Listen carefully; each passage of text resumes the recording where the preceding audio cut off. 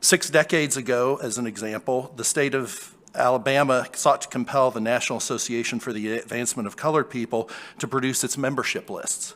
The intent of this order was to pass those names through to the opponents of the civil rights movement so that they could retaliate against their neighbors who supported the cause of civil rights. Thank you, Mr. Chair. I actually find it disturbing and downright offensive that you compared this legislation to the protection of NAACP members, NAACP members who were fighting for civil rights 60 years ago. It's extremely offensive because one group of people was advocating for civil rights, and those influencing our elections are not advocating for the same civil rights.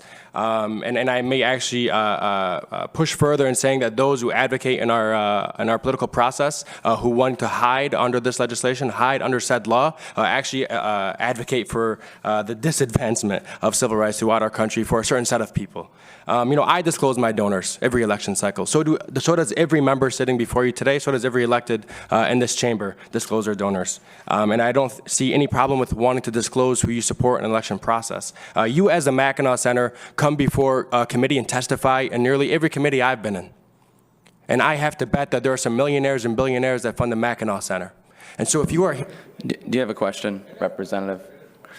Any statements that wish to be made publicly, we have press. I'm sure you can find them after committee, but if you have a question, you can ask that now. Do you find it fair that you sit before committee day after day, and you try to influence the way in which we vote, yet you do not want to disclose who funds your center and who is influencing your thought process and pushing forth an agenda? So you think that that brings about transparency and trust to the government that we have in place?